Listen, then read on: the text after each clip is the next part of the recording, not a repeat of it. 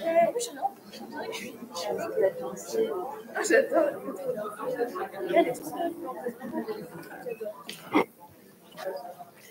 On va commencer. Bonsoir à toutes et tous. On est vraiment ravis de vous voir si nombreux pour assister à cette rencontre que nous avons effectivement co-organisée avec la revue La Déferlante. On est vraiment très, très, très heureux de les avoir et d'avoir construit ce nouveau temps fort autour de l'exposition des exploits des chefs-d'œuvre, avec son commissaire aussi, Jean-Marc Huitorel, qui est dans le panel auquel vous allez effectivement assister aujourd'hui.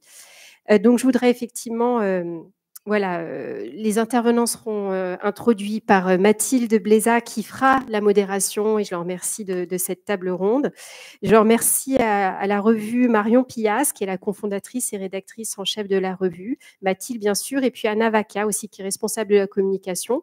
Vous dire aussi que la revue elle est disponible, le dernier numéro de la revue S'habiller est disponible en vente à la librairie, donc n'hésitez pas. Et puis, effectivement, on est très content avec Jean-Marc de pouvoir ouvrir aussi cette entrée sociétale sur effectivement la manière dont on peut dégenrer le sport aujourd'hui. Je remercie vraiment chaleureusement tous les intervenants, aussi Marilyn qui nous avait aussi fait la joie de nous prêter de très belles œuvres qui sont aussi dans la collection à l'exposition du MAC qui s'est terminée en septembre dernier. Elle aura l'occasion de revenir aussi sur ce travail-là. Voilà, on a déjà pris un peu de retard, donc je vous souhaite une très belle rencontre et je vous dis à tout à l'heure. Bonjour à toutes et tous. Déjà, je voulais vous remercier d'être venus en nombre aujourd'hui assister à cette table ronde qui va durer environ 2 heures. Et en gros, il y aura 1 heure, 1h15 de table ronde. Et après, vous serez en possibilité de poser des questions, de commenter, etc. etc. Donc, au nom de la Déferlante, je voulais remercier le FRAC de nous avoir invités à proposer cette table ronde. C'était vraiment une bonne expérience de construire ça ensemble. Donc la Déferlante, vous l'avez dit, est en vente ici. Il y a un dernier numéro qui sort la semaine prochaine, mais qui est déjà là. C'est une revue trimestrielle qui travaille surtout sur la question des révolutions féministes. Voilà. Donc aujourd'hui, nous allons nous interroger sur les possibilités et les pistes artistiques, matérielles, logistiques, etc., pour dégenrer le monde du sport ou en tout cas l'émanciper de certains carcans genrés et corporels, à la fois dans les compétitions de plus ou moins haut niveau, mais dans la pratique aussi quotidienne pour que toutes les personnes se sentent accueillies dans les pratiques. En construisant cette table ronde, en tant que la Déferlante, j'ai fait le choix de proposer des personnes qui interviennent dans des champs différents, justement, pour croiser un peu le monde du FRAC, le monde de l'art et le monde auquel je suis plus habituée, comme la sphère journalistique. Donc, je vais demander à mes voisins voisines de se présenter en une phrase et puis après, on lancera la discussion. Du coup, je passe le micro. Merci. Bonjour, je m'appelle Chris et je joue au roller derby. Et je fais partie d'une des 2 ligues de derby de Marseille. Bonjour, donc je suis Marilyn Terrier, je suis dessinatrice principalement et je vais vous parler des mythes et de la construction des stéréotypes à travers les mythes. Bonjour, je m'appelle Raphaël Zimanski. J'ai fait de la recherche sur les personnes trans dans le sport en sociologie et je travaille actuellement à la Fédération française de badminton, même si je ne suis pas à ce titre-là, mais ce qui permet aussi de faire du lien avec les différents enjeux au niveau fédéral. Niveau fédéral. Oui. Bonsoir, je suis Jean-Marc Huitorel, donc je suis critique d'art et commissaire d'exposition et en l'occurrence commissaire de cette exposition des exploits des chefs-d'œuvre. Merci à vous. On va commencer par toi, Jean-Marc. Est-ce que, en tant que commissaire d'exposition, donc juste pour rappeler, cette expo, elle avait lieu sur 3 lieux à Marseille, le MUSEM, le MAC et le FRAC. Il n'y a plus qu'au FRAC qu'elle est encore là, mais voilà, vous pouvez la voir. Et donc, en tant que commissaire, est-ce que tu pourrais nous contextualiser un peu les liens entre sport, art et tout ce qui est système autour du genre dans les expos, dans les œuvres d'art, et comment ça a évolué cette question-là dans les 20 dernières années, mais bon, voilà, Voilà, tu ne fais pas un truc trop exhaustif, trop long non plus. Je tiens en 10 minutes. Voilà. Et donc derrière toi, il y a des diapos qui vont défiler. C'est des œuvres, des expositions qui ont été proposées cette année. Voilà. Je ferai signe pour le défilé parce que elles appartiennent en fait à la dernière partie de ma petite intervention. Voilà, top chrono. Bon, d'abord vous dire que j'ai pas de compétences particulières ni de position arrêtée sur des questions aussi complexes que celles qui concernent la distribution genrée des compétitions sportives et les questions qui s'y adjoignent, hein, comme celle des records, des performances par exemple. Je suis pas non plus et c'est important, stricto sensu, un spécialiste du sport. En revanche, puisque ce débat prend place dans le contexte de l'exposition des exploits des chefs-d'œuvre, je peux vous parler de la façon dont, au fil des années, j'ai conçu mes expositions et sur les liens entre l'art et le sport, bien sûr, sur la place qui occupe les femmes artistes et aussi les questions liées au genre. Ce regard rétrospectif remonte jusqu'à la fin des années 90, début 2000, autant dire sur une période où les questions qui nous intéressent ici ont émergé et se sont développées. Alors, premier acte, 2000 précisément, première exposition sur l'art et le sport que j'ai faite, qui s'appelait La beauté du geste au Centre d'art de Vassivière. Sur cette exposition, 12 artistes, une femme. Alors, à cette époque, que certains connaissent à peine connues, les listes spontanées de ce genre se ressemblaient tout un peu. Alors bon, c'est sans doute un signe des temps, mais parallèlement, la place des femmes et dans les pratiques sportives allait croissant. Donc, bon, il y avait un décalage, mais la médiatisation et leur place étaient encore évidemment très problématiques et très insuffisantes, et cet état de fait se retrouvait évidemment dans l'art qui pouvait en faire mention. Acte 2, 2004, sportivement vôtre, au domaine de Chamarande, 33 artistes, 9 femmes. Progresse. Mais on est encore loin du compte. Au fait qu'elle compte, moi je ne suis pas un fan absolu de la parité mécanique, je veux dire absolue.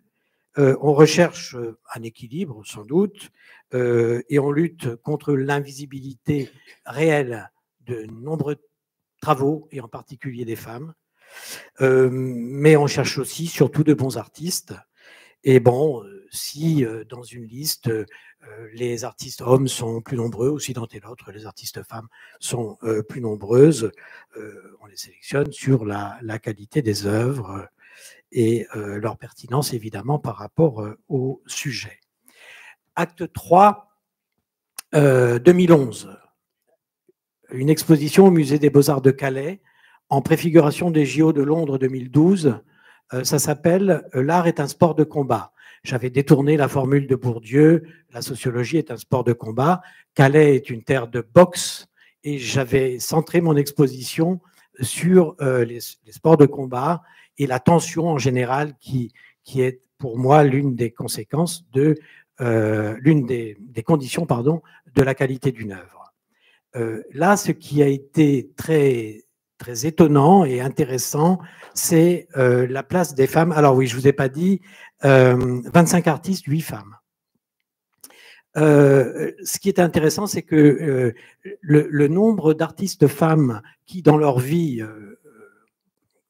courante, pratiquaient la boxe ou qui l'ont pratiquée pour réaliser des pièces était très importante.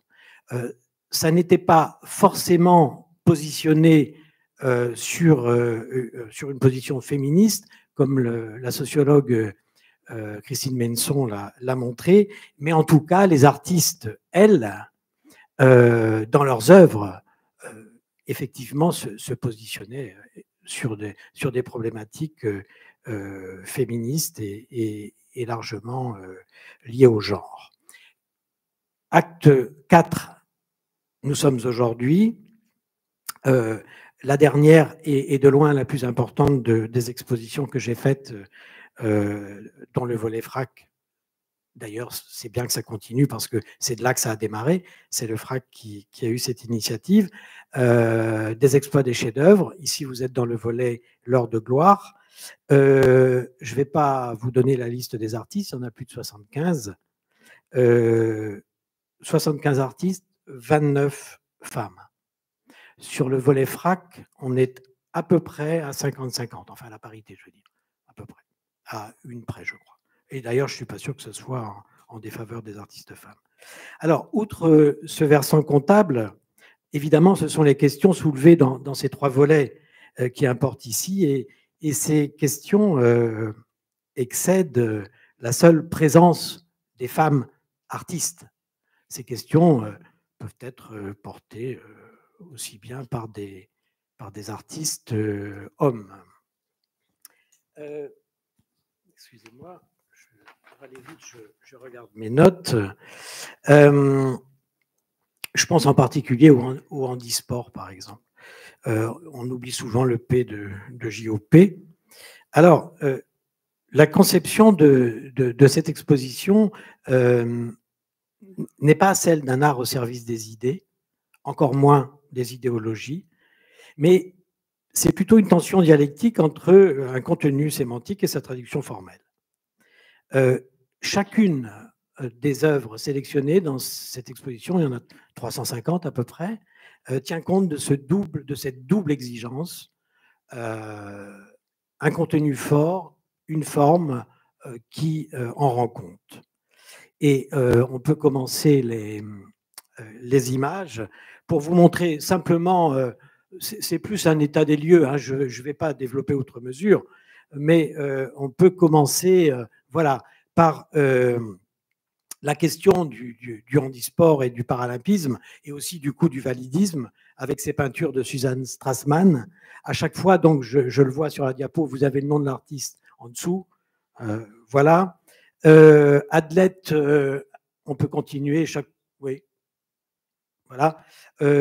Artiste femme dans le contexte de la mondialisation, Mariam Abouzid-Souali. Oui, je pense qu'il faut défiler plus vite. Sinon, je vais déborder. Frontalité des rêves et des désirs et leur critique chez Johanna Cartier. Aussi, après, ça c'est encore Johanna Cartier, effectivement, chez Ferruel et Guédon, autour de cette idée des fans hein, et des fan clubs, avec beaucoup d'humour aussi. Chez Camille Holz, ces jeunes futures championnes de tennis, adolescente, fille de son père et féministe, Fatima Mazmous sur fond de boxe. Voilà, ça c'était au MUSEM. Performance, rapport au père, rapport aux hommes, chez Salatika. Voilà, je vous le dis au passage, hein, ça pour moi c'est l'un des chefs-d'œuvre absolus de cette question. De toutes les questions, c'est un chef-d'œuvre, tout simplement, c'est une vidéo. Et je continue. À chaque fois, ces artistes disent quelque chose et interrogent la manière de le dire. En particulier, ici, celle d'après, Fiona McMonagle, l'image n'est pas bonne, je suis désolé, c'est un film d'animation fait à partir d'aquarelles. Vous savez, l'aquarelle, dans les visions un peu stéréotypées, bon, on dit c'est un art de dame. Bon, on oublie Turner, par exemple, et bien d'autres. Ici, c'est Fiona McMonagle qui, sur un positionnement résolument féministe, interroge la place des femmes dans ce sport que l'on a souvent identifié aux hommes. Je vous rappelle d'ailleurs au passage que la boxe féminine est admise en discipline olympique juste à Londres 2012. Hein. C'est donc tout à fait récent. On continue. Susanna Janine, toujours aussi avec la boxe. La boxe est vraiment un motif très important et sans doute aussi une certaine forme de métaphore, malgré ce qu'en dit Joyce Carol Oates. Je continue. Voilà aussi cette pièce de Luca Anargyros sur la dénonciation de l'homophobie. Vous voyez que sur les tenues de ces motards en position d'amants enlacés sont transcrites des insultes homophobes. Il y a ça, et puis il y a aussi évidemment l'interrogation sur la sculpture et sur la question du socle en particulier, du rapport au sol. Enfin bon, on pourrait développer.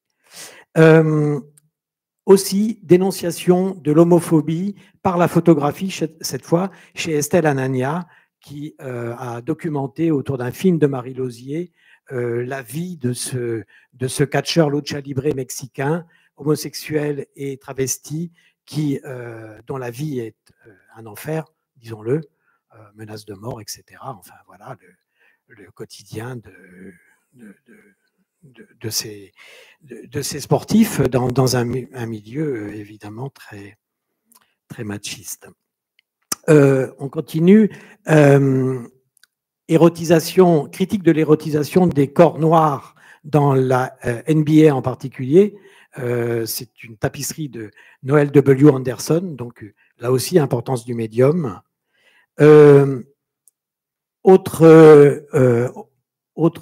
Oui, c'est la même.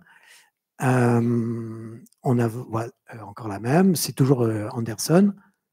Et aussi une interrogation de la place. Ce sont des jeunes boxeuses qu'on amène au musée. Des boxeuses qui n'étaient jamais allées au musée et qui commentent dans la peinture classique les violences faites aux femmes. C'est un très beau film de Sarah Trouche. Après, ce cyanotype, qui est un cyanotype d'un filet de tennis, hommage de l'artiste américain Jeremy John Kaplan à la première africaine-américaine à participer à des tournois du Grand Chelem et à en gagner. Elle s'appelait Althea Gibson. Aussi critique, subtile et amusée de l'obsession des podiums. Dans la diapo suivante, non, c'est pas celle-là. Ça, c'est l'installation. Remarquez, si, c'est les stéréotypes un peu virilistes de la muscu et issus de la plastique grecque, du disco ball, par une jeune artiste danoise qui s'appelle Léa Guldi-Testelund. Après, voilà, c'était ça mon podium. Ça s'appelle Deux pieds gauche. C'est un regard par le biais de la sculpture un peu amusé sur cette obsession des podiums qu'on retrouve aussi dans la diapo suivante chez Elina Breterus et aussi toujours critique par une femme dans la diapo suivante de cette c'est une très jolie pièce qui est là-haut sur un baby-foot. Les figurines représentent ces footballeurs hommes professionnels qui passent leur temps allongés au sol à faire des simagrées et des singeries pour faire croire qu'ils ont mal. Vous avez remarqué, c'est une évidence, hein, quand on regarde du foot féminin de même niveau, je veux dire, on ne voit pas ça. Hein. Pour l'instant, les femmes jouent au foot. Ce n'est pas toujours le cas des messieurs. Voilà. On retrouve aussi une bonne partie de ces questions, de ces problématiques. Et là, comme j'en vois quelques-uns dans la salle, c'est l'occasion de leur rendre encore une fois hommage aux étudiants de l'école d'Aix. J'ai juste quelques images. L'accrochage vient d'être refait, donc il y a d'autres œuvres que vous pouvez voir là-haut qui sont au plateau expérimental et c'est vraiment une très jolie contribution. Et puis enfin, voilà, ça c'est encore des images de là-haut. Ça n'y est plus d'ailleurs celle-là maintenant, mais voilà, ça l'a été. Et la dernière après, c'est Marilyn Terrier, mais qui est parmi nous et que j'ai un grand plaisir à avoir programmé dans cette exposition et qui vous en parlera mieux que moi. Voilà. Je ne sais pas si je suis dans les 10 minutes, mais je voulais faire le tour. Merci du coup Jean-Marc pour cette mise en contexte.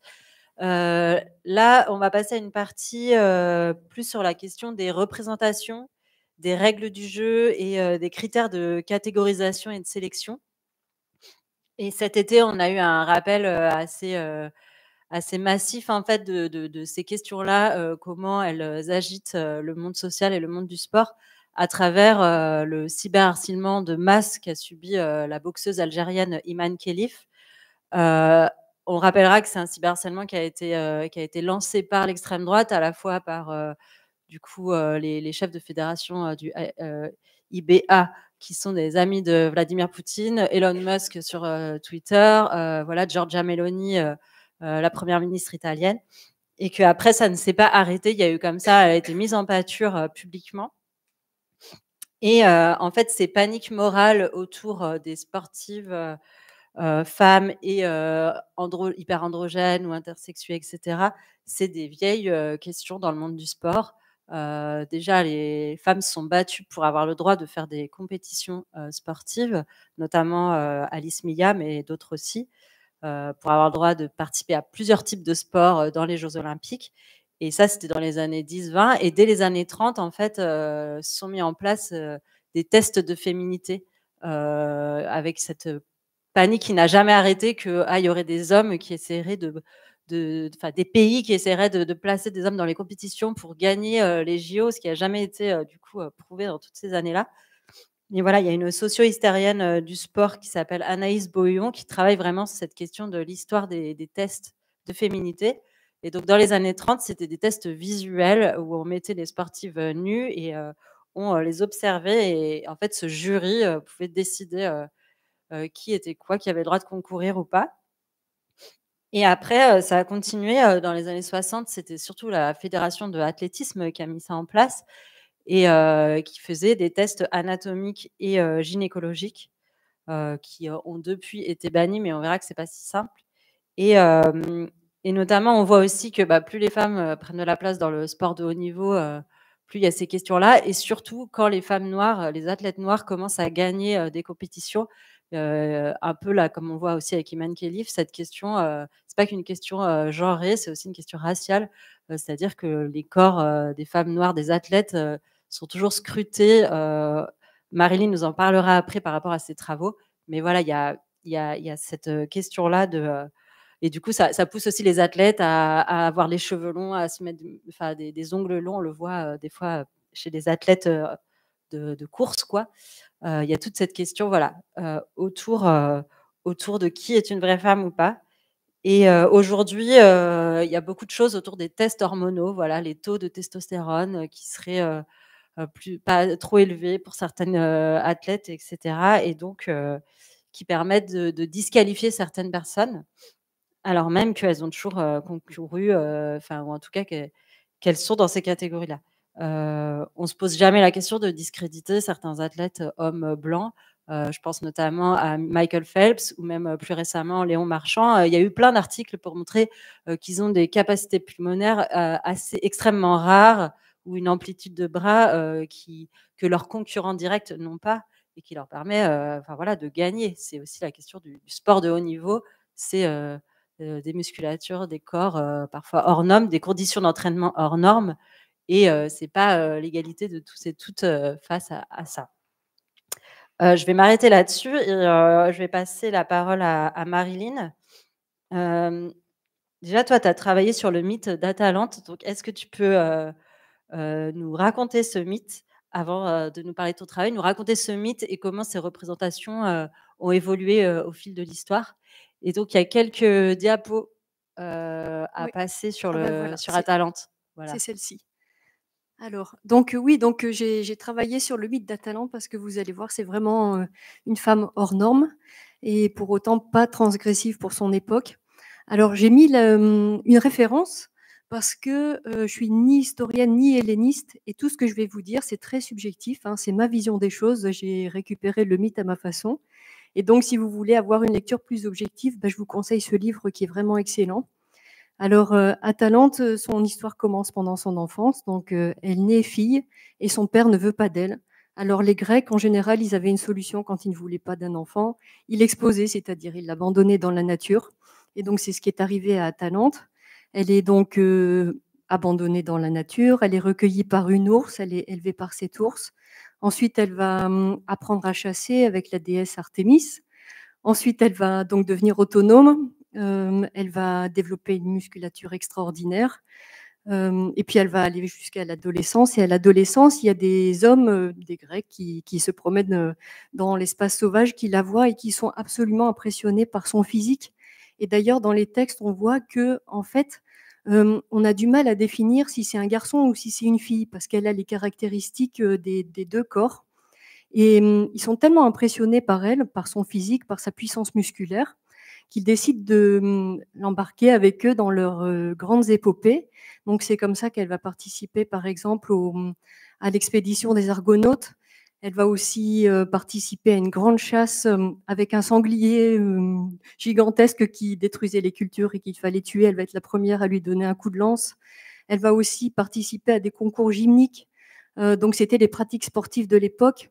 Au cours de ces pratiques, elle va lutter contre Pélée, donc c'est le futur père d'Achille, le grand héros de la guerre de Troie. Et en plus, elle va gagner contre ce personnage héroïque. Et donc, on voit qu'Atalante, elle a des capacités viriles extraordinaires. Et puis, son père, un jour, entend parler d'elle. Il dit, ah, bah, finalement, cette fille, on l'aime bien. Enfin, il l'aime bien. Donc, il va essayer il va dire, bon, elle peut rentrer dans la cité. Et donc, il se dit, mais il faut la marier. Et Atalante, elle ne veut pas se marier parce qu'elle a autre chose à faire et puis ça lui a trop plu de participer à tous ses exploits. Et en fait, elle va dire à son père qu'elle veut bien se marier à condition d'organiser une course. Et comme elle était l'être humain le plus rapide du monde de son époque, elle était sûre de ne pas se faire attraper. Et donc, il y a un garçon qui s'appelle Hippomène, qui est très amoureux d'elle, qui veut absolument gagner. Il demande un petit coup de main à la déesse Aphrodite, la déesse de l'amour. Et en fait, Aphrodite, elle déteste Atalante parce que Atalante, comme tous les Grecs, normalement, elle devait sacrifier à tous les dieux, enfin honorer tous les dieux. Mais bon, les histoires d'amour, ça n'intéressait pas. Elle avait autre chose à faire. Et donc, Aphrodite va décider de disposer des pommes d'or sur le trajet de course entre Atalante et Hippomène. Et puis Atalante va voir ces pommes, elle va s'arrêter pour les ramasser. C'est une sorte de filtre d'amour aussi. Hein. Et puis voilà, donc du coup, elle va se laisser rattraper par Hippomène. Et puis ils vont se marier. Et moi, j'arrête le mythe ici parce qu'après, ça m'intéresse moins. Et en fait, si on voit la diapositive suivante, dans le livre, il y a un cahier d'illustration qui est vraiment intéressant à la fin et qui voit que ce mythe a été beaucoup, beaucoup représenté, peut-être pendant 500 ans, peut-être pendant 1000 ans même, sur des céramiques et aussi dans des sculptures, des bas-reliefs. Et ça montre à quel point ce personnage était important pour les Grecs. Et voyez son physique. Donc, elle a un côté très masculin parce que, voyez, elle a des hanches étroites, elle est musclée, elle a des abdos. Et puis, sur la coupe ici, vous voyez, il y a le combat avec Pélée. Si on regarde la silhouette, c'est quasiment la même anatomie que Pélée. Et donc, voilà, son côté androgyne est très marqué. Et après, si on passe à la diapositive suivante, voyez qu'à partir du Moyen-Âge et jusqu'à nous, donc les 2000 ans qui nous séparent de l'Antiquité, ce côté musclé est complètement gommé. Donc, et puis en plus, les représentations qui sont faites, c'est plus du tout la chasse ou le moment de la lutte qui étaient les deux moments de représentation les plus courants dans le mythe d'Atalante. Mais là, on voit donc la toilette d'Atalante et puis l'autre, c'est le mariage avec Hippomène. Et voyez aussi qu'elle a complètement perdu le côté musclé. Elle a la peau très pâle des femmes confinées dans l'espace domestique. Et donc, voyez que dans la représentation, il y a une invisibilité ou invisibilisation de ce côté musclé d'une femme. Alors moi, je me dis que en fait, Atalante, peut-être que le mythe il a été écrit par des conteurs ou des conteuses, hein, en ayant vu des femmes hyper androgènes, parce que ça a toujours existé. Et là, du coup, pour rebondir sur ce que tu disais tout à l'heure par rapport à Iman Khelif, je ne sais plus si tu as parlé de Caster Semenya. Justement, je voulais te poser la question parce que donc, toi, tu as utilisé ce mythe pour travailler le sujet de Caster Semenya, qui du coup, peut-être tu as envie de la présenter, qui était une athlète, enfin qui est toujours une athlète, mais qui fait face à beaucoup d'interdictions. Bah oui, parce que voilà, je ouais. te laisse en parler. En fait, Caster Semenya, c'est une athlète du 800 mètres. Elle a gagné plusieurs fois les JO, elle a gagné les mondiaux. Et on peut, ouais, voilà. Donc ici, elle est représentée. On la voit là. J'ai mis sur le dossard. Donc pour moi, c'est mon Atalante. Hein. Je l'ai ressuscité. J'ai ressuscité Atalante à travers Caster Semenya. Et en fait, Caster Semenya, à un moment donné, la Fédération internationale d'athlétisme lui a dit que si elle voulait continuer à concourir, il fallait qu'elle prenne un traitement hormonal pour faire baisser son taux de testostérone qu'elle avait naturellement, parce qu'on trouvait que ça n'était pas équitable vis-à-vis des autres concurrentes, qui en fait ont juste l'air plus féminines. Et ce qui dérangeait la Fédération internationale d'athlétisme, c'était surtout le côté musclé de Caster Semenya. Et d'ailleurs, elle a arrêté la compétition parce qu'elle n'a pas voulu prendre ce traitement hormonal. Elle a tenté un procès, elle a gagné il n'y a pas très longtemps. Et donc, ça a bien montré que ce côté musclé, ça n'a rien à voir avec la capacité de performance des femmes. C'est ce que disait Mathilde tout à l'heure. Les hommes, on a l'habitude de voir des corps hors normes pour les hommes et on accepte ça dans le monde du sport et on est même content quand on les voit parce que c'est un côté spectaculaire. Mais pour les femmes, on ne le supporte pas. Et pourquoi ? Parce qu'il y a ce travail d'effacement qui a eu lieu pendant 2000 ans, alors qu'en fait, ça existait. Et ce que je fais, moi, dans mon travail, enfin, dans une partie de mon travail, c'est ça, c'est essayer de convoquer ces personnes qui ont existé, qui avaient une importance pour une culture et qui étaient considérées comme des héros ou des héroïnes. Et donc, voilà, il y a toute une série. Hein. Du coup, j'ai une peinture et 2 dessins. Tant Caster Semenya, pour moi, est une héroïne. Donc, il y a encore la diapositive suivante où c'est encore une autre mise en scène. Et voyez que dans ma mise en scène, c'est le moment de la course que je représente. Mais les pommes, en fait, elles s'en fichent. Elles courent et elle fait ce pourquoi elle est faite, en fait. Et voilà. Ah, merci Marilyn. Et peut-être juste pour préciser, parce que ces questions de testostérone, en fait, il n'y a pas de preuve scientifique que ça rendrait les sportifs et sportives plus performants. Il y a tellement de choses qui entrent en compte dans la performance sportive. Il y a l'environnement social, il y a l'entraînement et tout ça. Mais en tout cas, il y a eu pas mal d'études réalisées et ça n'a jamais été prouvé comme quelque chose de probant. Et du coup aussi, les décisions, par exemple, du tribunal arbitraire du sport sont remises en cause par l'ONU, par l'Agence médicale mondiale, etc., etc. Bon, voilà, je ne vais pas détailler là-dessus, mais comme c'est souvent des choses dont on parle, peut-être tu voudras en parler, Raphaël. Donc, du coup, je te passe la parole. Peut-être sur la question de comment les fédérations internationales et nationales s'empare de la question des athlètes trans, des athlètes non-binaires, des athlètes intersexes ou hyperandrogènes.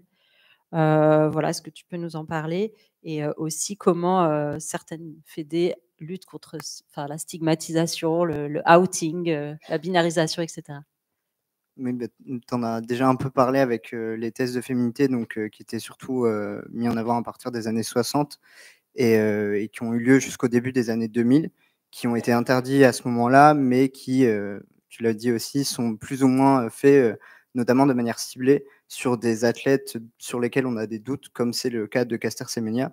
Et généralement, ce sont des femmes, enfin, ce ne sont que des femmes d'ailleurs, qui sont des personnes racisées la plupart du temps, notamment parce que les normes de genre dans le sport, elles ont été construites par des hommes cis blancs, donc basés sur les taux de personnes blanches, qui ne sont pas forcément les mêmes que les personnes racisées. Et du coup, il y a aussi ce biais-là aussi raciste dans le monde du sport, qui fait que les personnes qui sont le plus souvent mises en cause sont des femmes racisées, comme avec Caster Semenya, comme Alba Diouf aussi, qui est une athlète française qui était un peu le seul espoir de la France en athlétisme.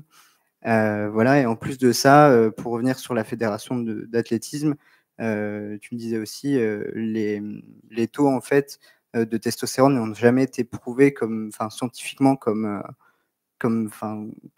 objet de triche en fait, le taux de testostérone, comme référence pour la triche. Et en plus de ça, la fédération d'athlétisme les modifie en fonction des performances des athlètes au fil des années. Et en plus de ça, il me semble que là, la norme en vigueur fait que d'une épreuve à l'autre, donc c'est du 100 mètres, du 200 mètres, du 800 mètres, du 1000 mètres, les taux sont différents en fonction d'une épreuve, ou d'une autre.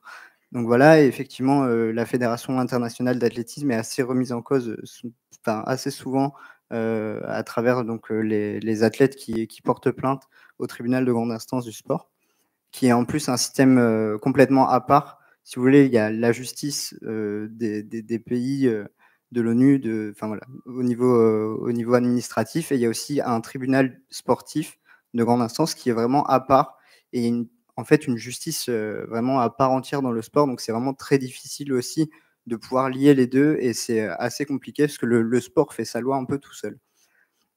Donc voilà, par rapport à ça, pour revenir plutôt sur les personnes trans, c'est assez récent, la prise en charge des personnes trans dans le monde sportif. Ça a commencé au début des années 2000 avec le consensus de Stockholm, créé par le CIO, qui permettait aux personnes trans de participer, mais voilà, sous contrainte, qui étaient les suivantes. Il fallait que les personnes soient opérées des appareils génitaux, oui, des appareils génitaux pour pouvoir concourir, d'avoir fait leur changement de sexe à l'état civil, et d'avoir un taux d'hormones en dessous d'une moyenne qui était généralement toujours le taux de testostérone. Et donc ça, on peut aussi le remettre dans un contexte mondial et international de tous les pays. Déjà, on va revenir sur toutes les personnes trans ne veulent pas accéder à toutes ces conditions-là, et ne peuvent pas non plus accéder à toutes ces conditions-là. Donc déjà au début des années 2000, si on prend juste le contexte français, c'était déjà pas forcément évident.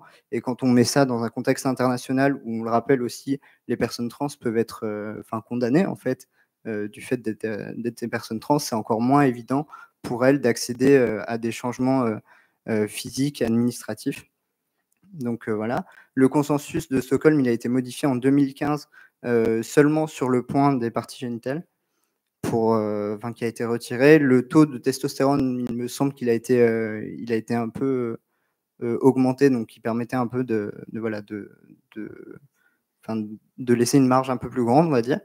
Et en fait, il a du coup régi un peu sa loi, donc c'était au niveau du comité international olympique, et ça a été un peu la référence pour les fédérations sportives internationales, de se référer du coup à ce consensus-là pour mettre en place une réglementation liée aux personnes trans. Au début des années 2020, le CIO s'est dit on va arrêter de l'imposer aux fédérations sportives olympiques, et elles vont pouvoir choisir elles-mêmes la réglementation qu'elles vont mettre en place pour les personnes trans. Donc en fait là, ça a complètement remis ça en question pour les fédérations internationales. C'est à nous de décider et de choisir ce qu'on va mettre en place pour les personnes trans. Sauf que pour l'instant, c'est assez compliqué, et il y a peu de fédérations qui se sont positionnées. Et généralement, les fédérations, elles vont se positionner quand il y a une personne trans qui va performer, et notamment une femme trans, parce que c'est toujours du côté des femmes qu'on va s'inquiéter. Chris Mosier, qui est d'ailleurs à l'origine du changement du consensus de Stockholm en 2015, qui est du coup un homme trans athlète, a pu concourir en fait sans grand problème, parce que il y a aussi tous les stéréotypes de genre en fait malheureusement qui s'appliquent aussi dans le sport, en se disant c'était une femme, donc en tant qu'homme il va pas gêner à la performance des hommes, il va pas pouvoir performer, et sera pas considéré comme de la triche. Donc dans l'état, c'est là les fédérations internationales qui choisissent ce qu'elles mettent en place, et qui s'en soucient très peu avant qu'une personne trans performe. On l'a vu avec Lia Thomas, qui est une nageuse américaine, qui a performé peu de fois. D'ailleurs, il faut aussi le rappeler, c'est que les médias mettent beaucoup en valeur le fait qu'elle a gagné une course. C'est la fédération universitaire aux États-Unis de natation, où là, les compétitions universitaires sont assez importantes, et où Lia Thomas, du coup, a gagné une des compétitions. on l'a beaucoup vu dans les médias. Et en fait, quand on regarde aussi les temps que Lia Thomas, elle fait, ce sont des temps similaires en fait aux femmes cis. Donc, elle performe certes, mais en fait, elle performe. Enfin, c'est pas, elle a pas fait une longueur de plus que ses adversaires. Enfin, elle a pas mis une longueur dans la vue de ses adversaires. C'est vraiment, elle performe comme les femmes trans, les femmes cis, pardon, performent aussi de la même manière. Donc, c'est à ce moment-là que la Fédération internationale de natation s'est dit, on va imposer, on va mettre une réglementation pour les personnes trans et on va faire une 3e catégorie. Ce qui est encore un problème aussi de mettre une 3e catégorie, c'est de stigmatiser les personnes trans et en fait de se dire on va les mettre toutes ensemble. Sauf que des personnes trans qui performent dans un milieu hyper transphobe, en fait, il n'y en a pas tellement qui vont aller jusqu'à performer. Parce que déjà, en tant que personne trans, c'est hyper difficile d'accéder au sport. Donc, d'y accéder hyper tôt, d'y rester quand on transitionne et de continuer à performer après, c'est hyper compliqué. Je sais pas. Peut-être si tu voulais un petit exemple sur les fédérations nationales en France qui seraient un peu avant-gardistes. Enfin, je ne sais pas si on peut dire ça, mais voilà. Peut-être un exemple concret d'une fédé ou deux en France qui n'a pas forcément la même position qu'une fédé internationale. Ouais. Du coup, oui, pour peut-être expliquer un peu. Donc là, maintenant, ce sont les fédés internationales qui choisissent ce qu'elles mettent en place dans leur sport. Et il y a les fédérations nationales qui peuvent appliquer une réglementation qui peut être la même que celle de son sport au niveau international ou pas. On peut prendre le cas du rugby qui s'est positionné au niveau international en interdisant aux femmes trans de concourir, de faire du rugby en fait à haut niveau, et au niveau national où la Fédération nationale du coup de rugby en France autorise les personnes trans à faire du rugby, mais à certaines conditions aussi. La Fédé de rugby, c'est la seule, une des seules, pardon, et il me semble la première en France à s'être positionnée sur ces questions-là, et qu'on a un peu positionné comme inclusive parce qu'en fait, effectivement, par rapport à sa fédération internationale, elle est plus inclusive parce qu'elle permet aux personnes trans de concourir, mais c'est toujours le problème à certaines conditions et sur des conditions où, qui restreignent en fait les personnes trans qui peuvent concourir. Donc, c'est le cas là, du coup, de la fédé de rugby. Il y a la fédé de handball aussi qui fait plutôt du cas par cas. Et c'est peut-être ce que font la plupart des fédérations nationales, en tout cas, à l'heure actuelle, c'est de en fait, dire il y a telle personne qui nous a sollicité pour ça. On va voir si effectivement on accepte qu'elle concourt, qu'elle joue dans la catégorie homme ou dans la catégorie femme. C'est toujours un peu le problème de là, en fait, ce sont les fédérations plutôt qui sont sollicitées parce que les personnes se questionnent et du coup, on va décider entre guillemets de est-ce que on choisit que cette personne puisse concourir chez les femmes ou chez les hommes, ce qui est un problème de bicatégorisation. On en reparlera peut-être après, mais c'est en tout cas le gros problème du sport où on a une catégorie homme, une catégorie femme et il n'y a rien entre deux et on va devoir décider comme ça. Ok, merci. On va passer à toi, Chris, du coup, qui est membre du Roller Derby Club de Marseille. Déjà, est-ce que tu peux expliquer un peu ce que c'est que le roller derby pour les personnes qui ne connaîtraient pas l'histoire de ce sport, ses règles, voilà, et un peu le positionnement vis-à-vis des normes genrées, les débats peut-être qu'il y a eu ou qu'il y a encore sur ces questions-là. Oui. Il y a une diapo. Super. Je vais commencer par le point règle, comme ça c'est fait. Donc le roller derby, pour les personnes qui ne connaissent pas, c'est un sport en patin à roulettes. C'est un sport collectif, disons de contact. Donc généralement j'utilise mes doigts, mais là avec le micro c'est compliqué. Donc sur cette piste ovale qui s'appelle un track, on est 5 contre 5. Il n'y a qu'une personne par équipe qui peut mettre des points. C'est la personne avec la petite étoile là que vous voyez. Les petits points rayés, ça va être les arbitres. Pour mettre des points, il faut dépasser ses adversaires.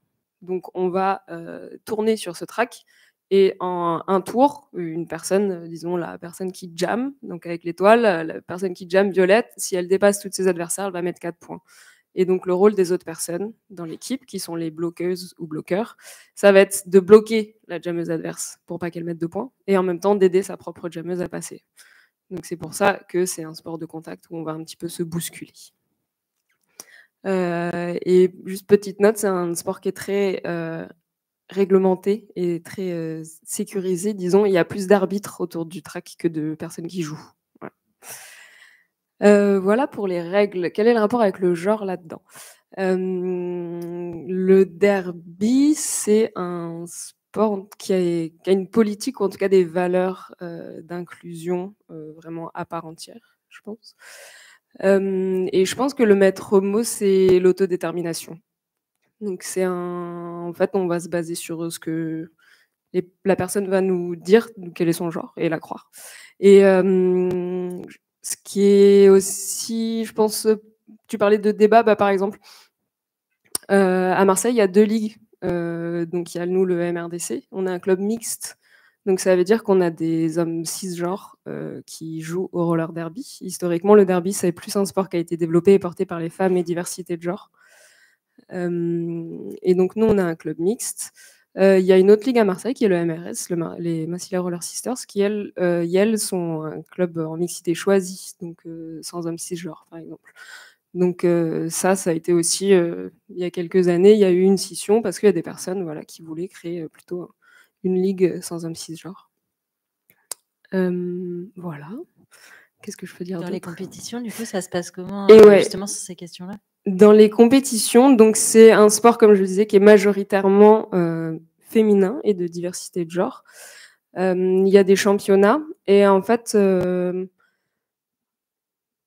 pour l'expliquer de manière un peu simple, je pense que moi, souvent, ce que je dis, c'est qu'il y a un championnat dit masculin ou M+, et un championnat dit féminin ou F+.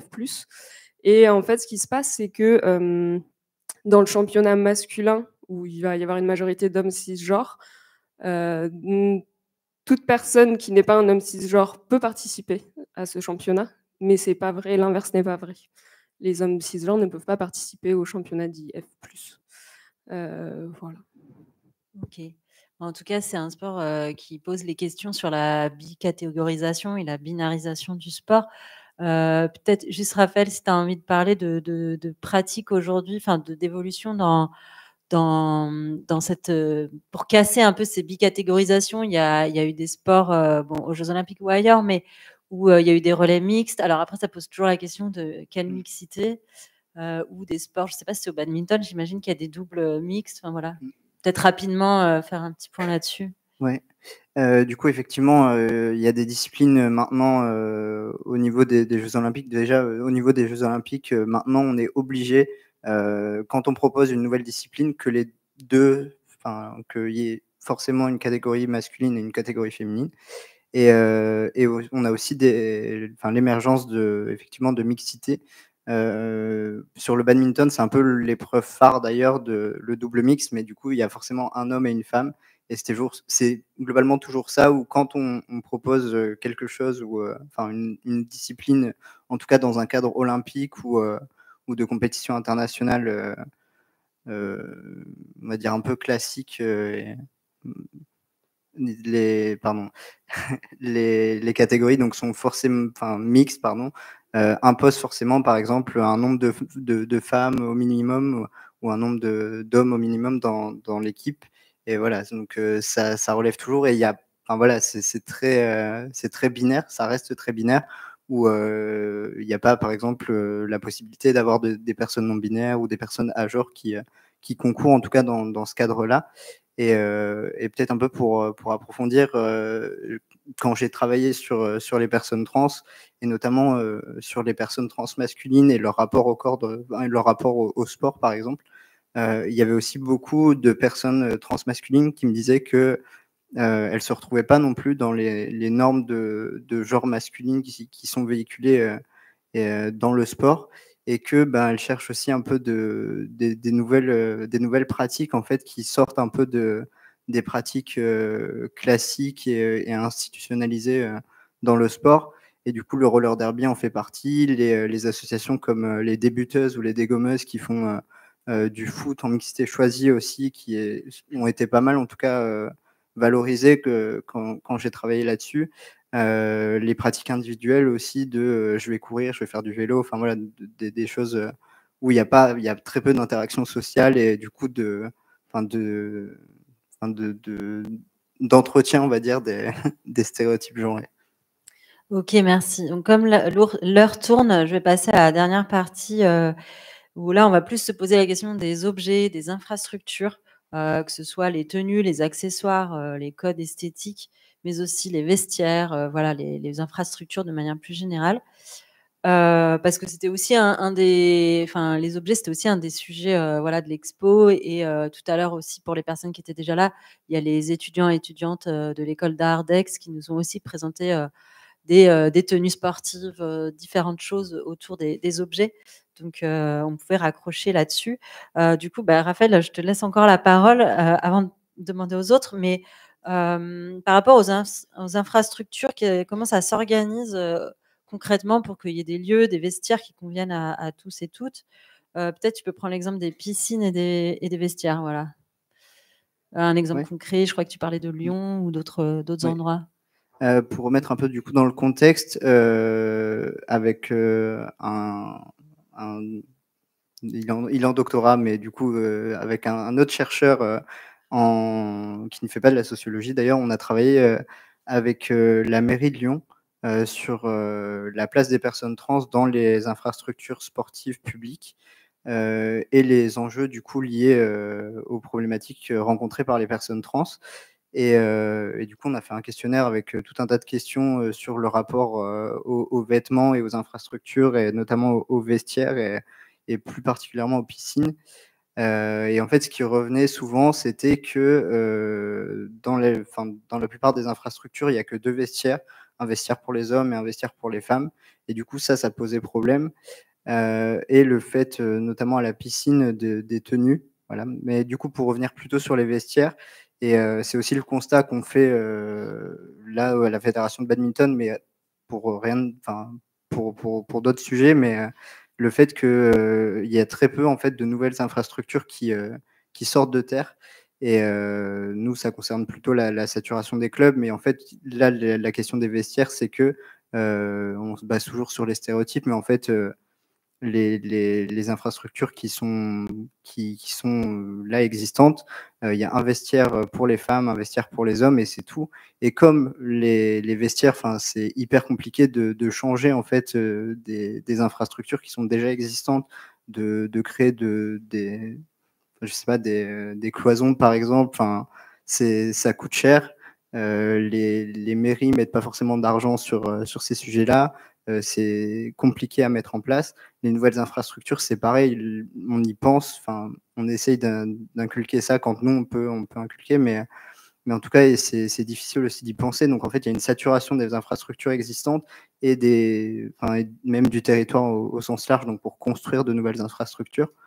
Donc, c'est très compliqué. Et pour les piscines, il y avait aussi le fait que, par exemple, il y avait des vigiles qui orientaient aussi les personnes, et un peu au faciès, en fait, non, vous pouvez pas aller dans ce vestiaire-là parce que c'est le vestiaire des femmes, et du coup, il fallait expliquer aussi que, non, en fait, je me considère comme une femme, et du coup, je veux avoir accès à ce vestiaire-là plutôt qu'au vestiaire des hommes. Donc, il y a aussi ces questions-là d'interaction. Et donc c'est hyper compliqué en fait. Nous, on essaye d'inciter, de dire vous pouvez mettre en place un 3e vestiaire pour les personnes qui le souhaitent, si c'est possible dans la salle dans laquelle vous pratiquez votre sport. Mais en fait, c'est hyper compliqué. Et en plus de ça, c'est aussi stigmatisé le fait de faire un 3e vestiaire. Il y a aussi toujours ce double tranchant là de stigmatisation avec une 3e catégorie ou un 3e vestiaire. Et je me suis un peu perdu. Oui, qu'une des solutions, c'est les vestiaires individuels, mais ça coûte très cher. Enfin, c'est pas des choses qui sont mises en place, quoi. Oui, c'est ça. Ouais. Merci. C'est que oui. C'est ça que tu voulais aller. Ok. C'est ça. Mais du coup, le fait que, idéalement, en fait, on aimerait tendre vers on conseille de mettre en place des vestiaires individuels. Et en fait, c'est toujours la même chose. On peut prendre ça sur plein d'autres problématiques, mais en fait, ce qui concerne les personnes trans, par extension, ça concerne aussi les personnes cis pour plein d'autres raisons, des personnes qui sont pudiques, des personnes qui ont des problèmes de peau, des personnes qui sont pas à l'aise avec leur corps. En fait, un vestiaire individuel, ça conviendrait à tellement plus de monde que juste des personnes trans. Et ça, en fait, ça peut aussi servir d'argument pour des personnes un peu réticentes. Voilà. Et du coup, pour revenir peut-être aux tenues, si tu veux que... Ouais. C'était notamment à la piscine où on a posé pas mal de questions du coup dans le questionnaire pour la mairie de Lyon, parce que il y a aussi cet aspect de tenue les personnes en fait ne vont plus à la piscine, ne veulent plus y aller parce que elles se sentent pas à l'aise dans les tenues qui sont imposées à la piscine. Et je pense que ça parle à tout le monde de se dire en fait on n'a pas le droit de venir avec telle tenue à la piscine parce que pour des questions d'hygiène, la plupart du temps, c'est ce qu'on met en avant. Mais du coup, en fait, on avait posé la question de est-ce que si vous pouviez choisir votre tenue à la piscine, vous penseriez à y retourner? Et en fait, c'était hyper flagrant la manière dont les gens se disaient en fait, j'ai envie de retourner à la piscine, mais c'est la tenue qui m'en empêche. Et si j'avais le choix de porter ce que je veux pour aller à la piscine, en fait, ça me permettrait d'y retourner. Et c'était hyper flagrant aussi le nombre de personnes où on avait mis une liste de propositions en fait, de tenues pour les personnes. Et c'était toujours les mêmes choses qui revenaient pour les personnes trans de tenues pour aller à la piscine, mais en fait qui étaient refusées systématiquement. Et c'est pareil en fait que pour la question des vestiaires, c'est que autoriser une personne à porter un t-shirt en lycra à la piscine, c'est bien pour les personnes trans, mais aussi pour les personnes qui sont pas à l'aise avec leur corps et qui veulent pas forcément se montrer juste en caleçon de bain à la piscine. Merci pour cet état des lieux. Maintenant, Chris, je voulais un peu que tu développes, si tu veux bien, sur... il y a quand même dans le roller derby tout ce côté un peu performance de casser les codes de genre. Il y a les maquillages, il y a la mise en scène, il y a les pseudos, les surnoms que les personnes se donnent. Comment c'est un sport qui permet l'émancipation des personnes qui pratiquent et aussi du public. Il y a quand même comme ça tout un truc qui se passe dans les matchs de roller derby. Oui, si, il y a, je pense que la base, enfin le mot je trouve qui résonne le plus, c'est plutôt de la réappropriation des corps et une occupation, et trouver sa place et occuper l'espace. Je pense que c'est un peu les réflexions moi, qui me traversent là-dedans. Souvent quand on pense au roller derby, il y a un truc c'est vrai, assez spectaculaire. Je pense que c'est aussi beaucoup lié au fait que plein de gens aient vu le film Bliss. Et donc il y a un truc un peu de castagne, quelque chose de très punk qui est vrai. Mais pas que. Et moi, ce que j'aime bien rajouter aussi, c'est que je trouve que dans le roller derby, il y a un peu quelque chose de... Voilà, par cette réappropriation du corps et de à quoi on peut ressembler, parce qu'on peut un peu s'habiller comme on veut, même si bon, on a des maillots avec des numéros, tout ça, mais il y a beaucoup de personnes qui se maquillent, il y a beaucoup de personnes qui mettent des paillettes et même des vêtements qui sont pas forcément des vêtements qu'on imaginerait quand on fait du sport. Et il y a quelque chose qui peut paraître un peu spectaculaire et presque rigolo. Et en fait, ce qui est important de rappeler, je trouve, c'est qu'en même temps, c'est très sérieux. Enfin, c'est tellement intense et qu'il y a du coup un peu cette nuance que je trouve super belle dans le roller derby, c'est qu'on peut venir un peu comme on est, quoi, pour utiliser un super slogan. Mais et en même temps, il y a vraiment une grosse prise au sérieux, une vraie occupation de l'espace et de réappropriation qui est très importante. Et quand on discute avec des gens qui font du derby, c'est souvent ce qui ressort, c'est que ça fait du bien parce qu'on a trouvé un espace où on peut juste être, et notamment lié au genre, donc comme je disais tout à l'heure, sur la base de l'autodétermination. Donc c'est un sport très inclusif où en fait on ne va pas remettre en question quoi que ce soit là-dessus.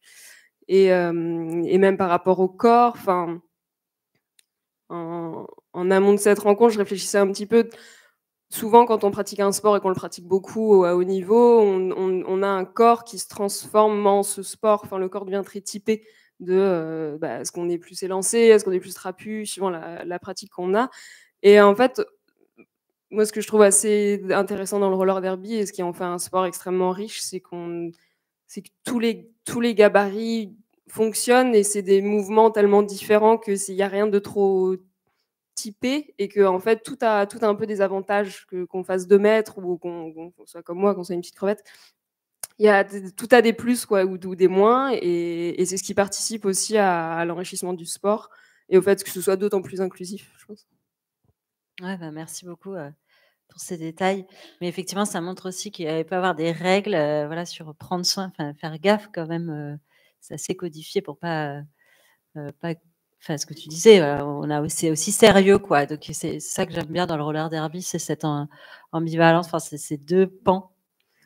Oui, complètement. Et puis du coup, je rebondis aussi par rapport au public, où tu disais que c'est vrai qu'il y a quand même ce côté où souvent on a des speakers pendant les matchs, donc ils vont un peu raconter ce qui se passe. Et bon, souvent c'est aussi des personnes qui vont un peu faire des blagues, enfin un peu voilà, faire une ambiance comme ça. Mais j'ai jamais vu un public aussi silencieux et respectueux qu'au roller derby. Enfin, il y a un truc où oui, il y a une performance et ça fait un peu ça te donne un effet de show parce que voilà, il peut y avoir des personnes maquillées, mais c'est pas non plus une majorité. Mais il faut savoir que les arbitres peuvent en fait se tourner vers le public du roller derby et dire bah en fait toi tu sors parce que ça c'est pas quelque chose qu'on dit au roller derby. Et il y a vraiment une notion de respect de tout le monde dans tous les sens qui est très forte, et c'est ce qui est aussi en fait un endroit, enfin ça crée vraiment un cercle vertueux, quoi. Super. Du coup, on va terminer sur Marilyn, pour continuer un peu sur cette question des représentations. Tu as également travaillé sur le surf de grande vague, donc tu vas nous expliquer ce que c'est, où les rapports liés au corps sont quand même un peu décalés, liés à la dangerosité de ce sport, et où les tenues ne sont pas aussi féminines, entre plein de guillemets, que l'imagerie du surf qui est quand même basée sur des filles minces en bikini, quoi. Là, c'est autre chose, et du coup, que c'est compliqué pour les sponsors, enfin pour les surfeuses de cette discipline-là. Et j'aimerais que tu nous expliques aussi qu'est-ce qui t'a poussé à travailler sur ce sujet-là, quels ont été tes choix artistiques, quelle réaction ça provoque.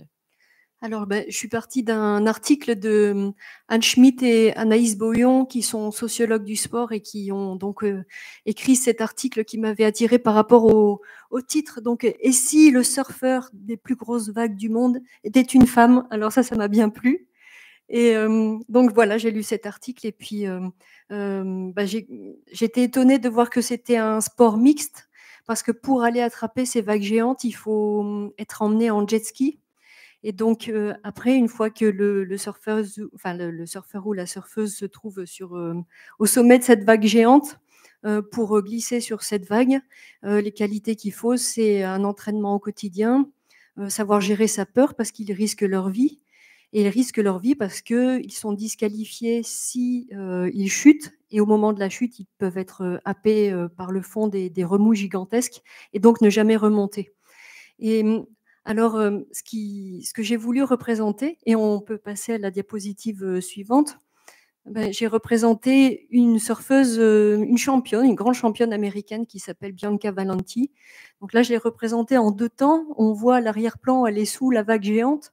Et je voulais aussi la représenter au premier plan avec cette expression de peur. Et vous voyez que la façon dont elle est habillée avec plus une tenue de travail qu'un maillot de bain, voilà, qui mettrait ses formes en valeur.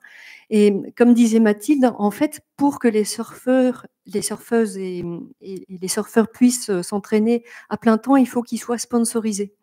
Et donc, pour être sponsorisé, il faut pouvoir vendre des produits avec son image. Donc, pour les surfeurs, ça ne pose pas de problème. Mais pour les surfeuses, comme en fait, elles sont très musclées, elles ne mettent pas en valeur les maillots de bain. Et donc, les sponsors sont très réticents à les sponsoriser, ce qui fait qu'elles doivent travailler en parallèle. Et donc, elles ne peuvent pas forcément s'entraîner toute l'année comme elles le voudraient. Alors, malgré tout, certaines y arrivent, donc comme Bianca Valenti, Et donc, en fait, par rapport à cette histoire de la peur, pour revenir à l'Antiquité, il y a Aristote qui est donc un très grand philosophe, mais malheureusement aussi un très grand misogyne, qui a beaucoup participé à essentialiser les hommes et les femmes en les opposant systématiquement, en mettant systématiquement toutes les valeurs positives pour les hommes et les valeurs négatives pour les femmes. Et par exemple, il dit que la peur, c'est un sentiment qui refroidit les corps. Et comme les femmes ont des corps froids par nature, évidemment, elles ne peuvent pas passer par-dessus ces émotions. Et c'est la raison pour laquelle on ne peut pas leur confier de responsabilité et on ne peut pas leur confier le pouvoir. Et donc, je me disais que si Aristote voyait des femmes comme Bianca Valenti, qui certes expriment leur peur, mais qui quand même surfent ces vagues géantes et risquent leur vie souvent et réussissent, peut-être qu'ils réviseraient ces préjugés. Donc encore voilà une représentation que j'essaye d'injecter dans l'histoire de l'art pour voilà, essayer de questionner cet héritage qui ne nous fait pas toujours du bien. Merci pour ça. Juste pour un mot de conclusion avant de passer la parole à la salle, si chacune et chacun d'entre vous a envie d'évoquer quelques pistes pour émanciper le sport, voilà, de ces carcans genrés, corporels, etc. Par rapport les dégenrer aussi le sport. Par rapport à votre champ d'intervention, je vous passe le micro. Voilà, si vous avez envie.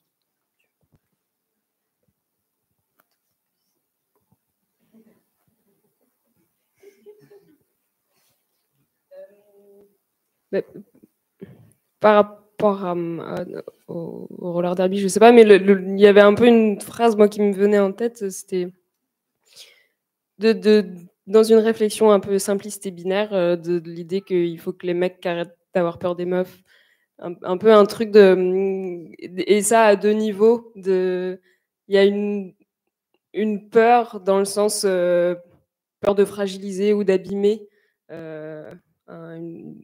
Je vais rester dans quelque chose de binaire, disons les femmes, et du coup un peu cette idée de femme objet, quelque chose dont il faut s'occuper, dont il faut prendre soin, et donc qui se ressent beaucoup dans le sport, et arrêter d'avoir peur de se faire dépasser ou battre par des personnes qui ne seraient pas d'autres hommes cis.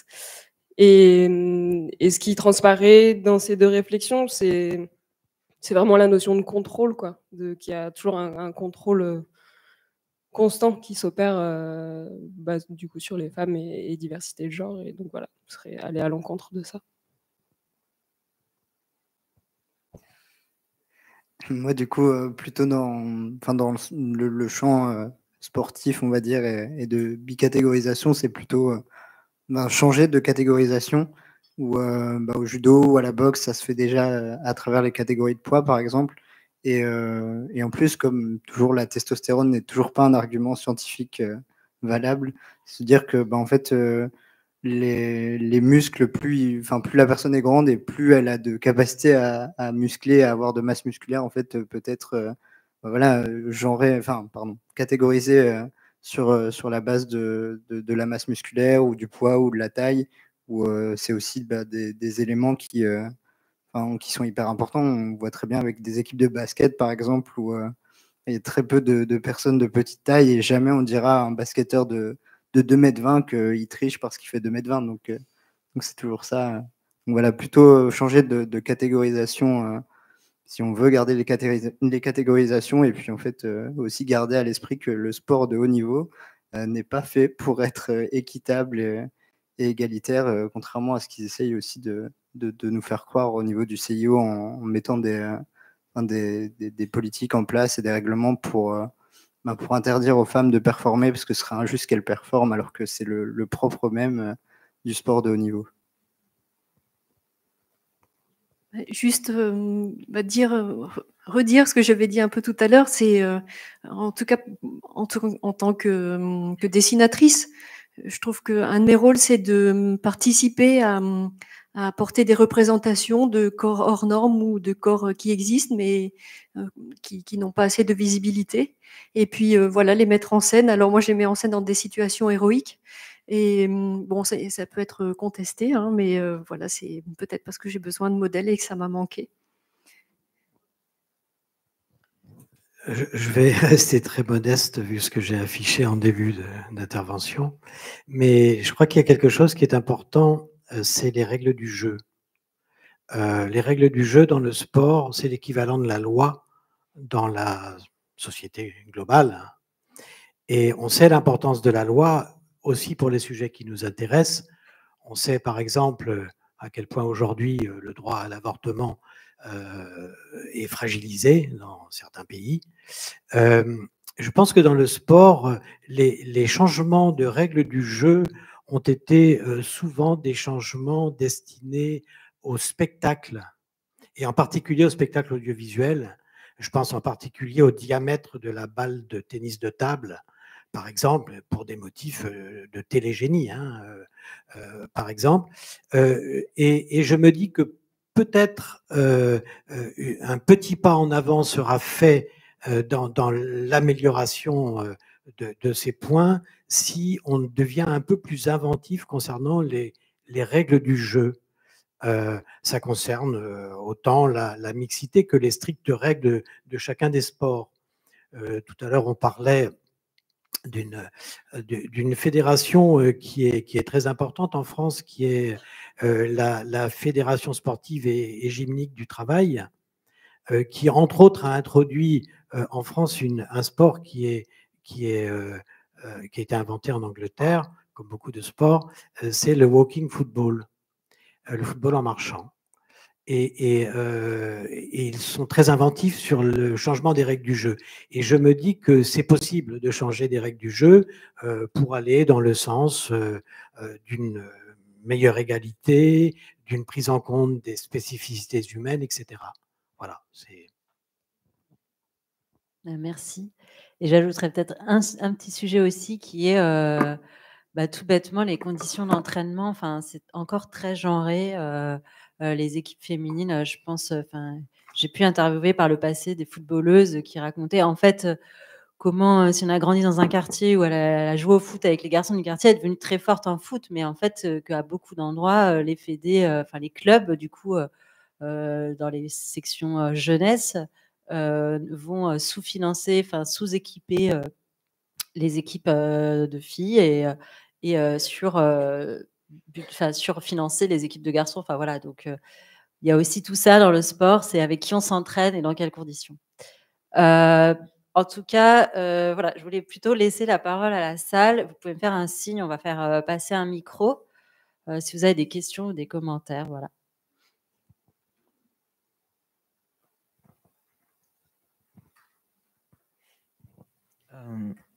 Moi, je voulais rebondir sur ce que vous disiez sur le changement des règles du jeu, Jean-Marc. Et effectivement, ça me semble être la piste la plus intéressante pour changer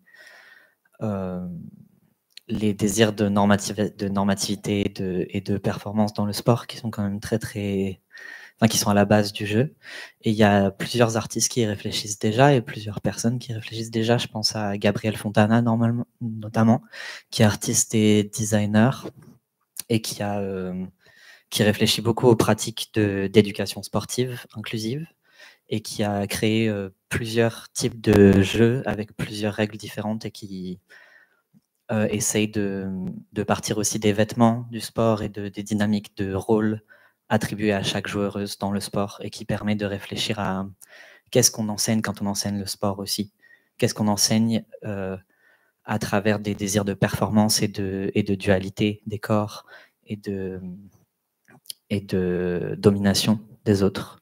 Et je pense aussi à une très belle pièce d'un artiste qui est mort maintenant, qui s'appelle Meryl Lewis, qui s'appelle Trav Ball, et qui réfléchit aussi à cette question d'inclusivité, de performance de corps queer dans un terrain donné. Et enfin voilà, je me dis que ça pouvait être intéressant.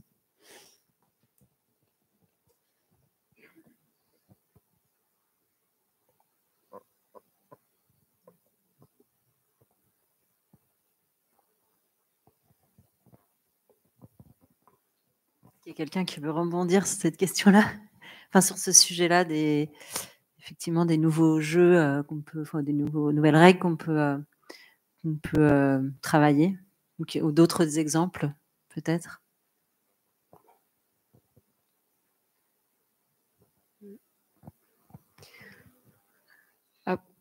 Je pense aussi ce qui est important, c'est, enfin, même si on change des règles d'un sport, la problématique de base va rester la même. C'est à qui et à comment on demande, à qui on demande de faire quoi et comment on le demande. Enfin, même si on change des règles, mais qu'on reste dans le même état d'esprit, que on va plus demander à des petits garçons de courir que.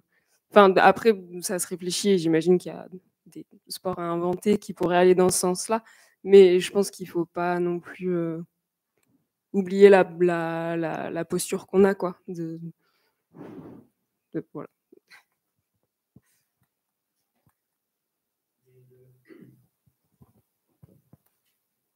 Les changements de règles, je pense à l'art et je pense aussi à la littérature.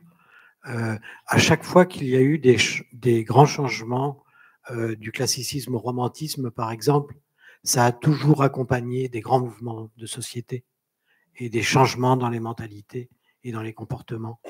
Mais je suis d'accord avec toi pour dire que quand on change les règles du jeu, il faut savoir dans quel sens on les change, avec qui et pourquoi. Ça va de soi. Mais je crois que c'est quelque chose qui est important, fondamentalement.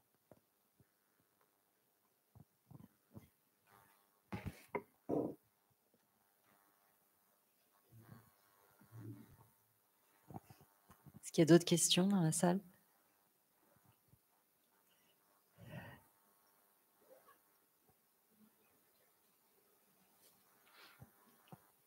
Sinon, moi, je peux poser des questions. Hein. Ah, super, merci. C'est une question pour Chris. Tout à l'heure, quand tu nous montrais le terrain de... En fait, je me suis demandé, parce qu'il est un peu biaisé, je me suis demandé si c'était quelque chose qui... Enfin, si c'était dans les règles du jeu et si ça avait une vraie utilité pour le jeu ou si c'était plus comme un symbole, quelque part, d'un terrain qui serait un peu enfin, qui serait plus... qui n'aurait pas besoin de cette espèce de perfection, tu vois. Je crois pas que ce soit un symbole. Je crois qu'il y a vraiment. Je me tourne vers des gens qui font aussi du derby, qui ont peut-être une autre réponse. Non, je crois qu'il y a une histoire de proportion, quoi, du terrain, de respecter un certain angle de virage. C'est vrai que c'est pas les deux lignes du centre. Enfin, si c'est pas parallèle, c'est un peu en effet bien vu.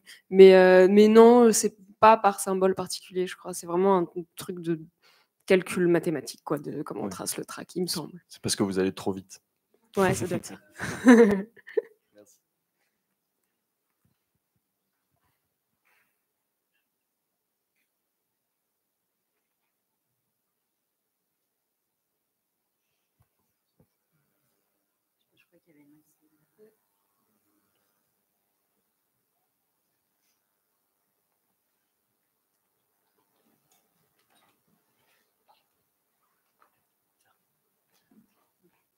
Tu voulais poser une autre question.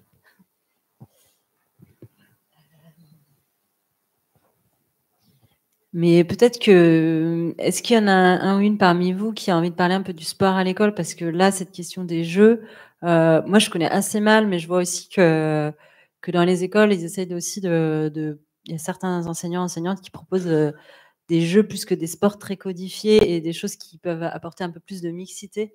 Mais je connais pas ce sujet, alors je sais pas s'il y a quelqu'un ici qui a envie d'en parler un peu. Là, je vais faire un peu la promotion de la fédération de badminton. Mais en fait, là, on travaille vraiment sur des ateliers un peu plus voilà, accessibles, on va dire. Parce que le sport, ça dépend quel sport, bien sûr, mais il y a des sports qui ne sont pas accessibles pour des questions de technicité, mais aussi même de juste de matériel, en fait. Ça coûte cher ou c'est pas accessible ou ça prend de la place. Et effectivement, là, on a développé, par exemple, des ateliers à utiliser en classe avec le matériel de l'école, donc avec des cahiers, avec des boules de papier, enfin voilà, ce genre de choses. Et c'est aussi, on parlait des règles du jeu, c'est aussi important en fait de créer des nouvelles choses pour pouvoir être inclusif pour tout le monde. Le sport en marchant, en fait, on l'utilise aussi pas mal dans des associations avec lesquelles on travaille. Enfin, on met en mouvement des personnes âgées ou des personnes en situation de handicap ou même, enfin, juste les enfants aussi pour travailler la motricité. Enfin, c'est hyper important aussi d'avoir des choses variées pour que tout le monde puisse pratiquer un sport ou voilà, quelque chose qui s'en rapproche. Voilà, la définition du sport n'est pas hyper claire non plus en fonction de où on se situe, mais voilà, d'utiliser de nouvelles choses pour pouvoir permettre à tout le monde de pouvoir pratiquer d'une manière ou d'une autre un sport. Tu parlais de la cour d'école. Je pense qu'il y a beaucoup de professeurs des écoles qui réfléchissent à ça, hein, parce que la cour de l'école, elle est conçue pour être un terrain de sport et elle est conçue pour être un terrain de football. Et malheur, en général, pendant longtemps, malheur aux filles et malheur aux garçons qui ne jouaient pas au foot. Et ça, c'est quelque chose, je crois, enfin, je ne suis pas spécialiste de la question, mais je crois que les instituteurs et les institutrices réfléchissent beaucoup à ces questions-là. Oui, il y a une géographe aussi qui s'appelle Edith Margeols qui a beaucoup travaillé sur cette question de la répartition des enfants et des activités dans les cours de récréation. Et elle a travaillé avec des municipalités pour faire changer les cours, déjà qu'elles soient moins juste grises et lisses, mais aussi pour casser en fait ces effets de suroccupation du football dans les cours de récré. Il y a un petit documentaire comme ça d'une petite fille aussi qui dessine sa cour de récré qui s'appelle Espace, assez court mais assez parlant. Et comment en fait normalement il y a un espace dédié au foot, mais en fait le foot prend absolument tout l'espace de la cour et les filles et les garçons qui jouent pas sont dans des petits coins partout. Et en fait, c'est encore quelque chose d'extrêmement présent, mais je pense que, du coup, Raphaël, peut-être tu connais un peu plus, mais dans les endroits où ces choses-là ont été travaillées, je pense que ça. Enfin voilà, ils ont fait des îlots de couleurs, des choses comme ça. Ça casse un peu aussi cette mono-activité et cette exclusion de pas mal de gens aussi dans la cour.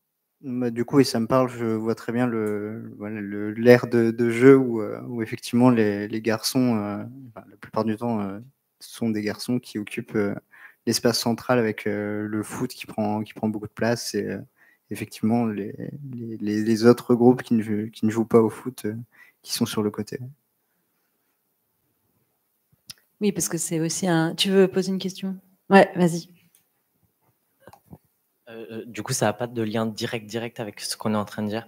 Tout à l'heure, tu parlais, Raph, de la piscine. Et je me souviens que j'avais fait le test dont tu parlais sur la mairie de Lyon et tout à l'époque. Et en fait, ça fait des années que je ne suis pas allé à la piscine. Et ça me fait vraiment chier. Et en fait, comment est-ce qu'on peut agir en fait, directement, concrètement, là, tout de suite, maintenant? Genre, si je me rends à la piscine et que je gueule, qu'est-ce qu'ils vont me dire? Est-ce qu'ils vont me dire non, mais en fait, désolé, mais en fait, c'est pas nous qui gérons ça, c'est au niveau j'en sais rien, du gouvernement, de l'institution des piscines de France, j'en sais rien.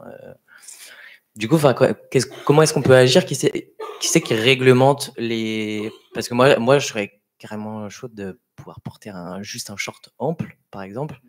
Mais du coup, qui c'est qui gère ça? Comment est-ce qu'on peut agir directement sur ça?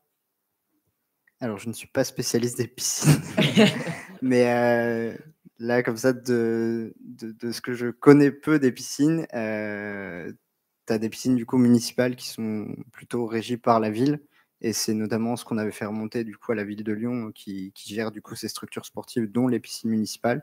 Après, tu as aussi des structures privées en fait de piscines qui sont gérées indépendamment. Et où tu as des directions du coup de piscine. Mais là, tu vois, à Lyon, quand on a parlé, c'était des arguments de c'est pas hygiénique. Et limite, c'était assez flou de il va falloir mettre plus de chlore dans l'eau pour pouvoir compenser le fait qu'il y ait plus de vêtements. Je dis, mais ça n'a aucun sens. Et en plus de ça, il y a aussi des bassins, par exemple, de plongée où les personnes sont en tenue de plongée. C'est intégral. Donc cette question de chlore n'a aucun sens. Et je pense en fait que c'est comme les personnes, par exemple, qui font remonter leur transidentité à la fédération du sport auquel ils appartiennent et qui vont impulser les changements, ça va plus se faire de manière individuelle, malheureusement, je pense enfin, voilà, ou alors là, tu vois, l'étude est partie de Charlie qui, lui, travaillait à la piscine, enfin, dans une des piscines municipales de Lyon, qui a fait remonter ça en disant, en fait, pour les personnes trans, ce serait bien qu'elles puissent mettre ce qu'elles veulent, et c'est ça qui a impulsé cette étude-là. Mais du coup, ouais, ça va plus se faire, je pense, de manière individuelle, malheureusement. En tout cas, pour les piscines, je ne sais pas comment c'est régi au niveau de l'État, par exemple, s'il y a une réglementation qui est unique et où toutes les piscines doivent l'appliquer ou pas. Mais en tout cas, pour moi, c'est plus, ça va être impulsé par des petits changements voilà, à l'échelle d'une municipalité. Et là, tu vois, il y a eu beaucoup l'émergence de l'association Transpire, qui est une association pour tout le monde de personnes trans qui pratiquent du sport. Et où là, ils se sont un peu étalés dans plusieurs villes où il y a vraiment des points locaux de cette association. Mais je me dis que ça peut aussi être un biais là pour les personnes concernées de se dire, en fait, là, on va à 10 mecs trans en short de sport, en short de piscine à la piscine et se dire, en fait, là, on veut s'imposer et on a envie d'aller à la piscine et ça va Vas-y, être comme ça, quoi. je suis chaud, on fait ça. Demain.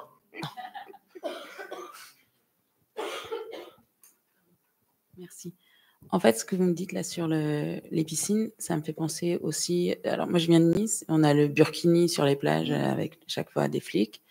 Alors que dans des pays étrangers, j'ai vu des femmes en burkini à la piscine et personne ne leur disait rien.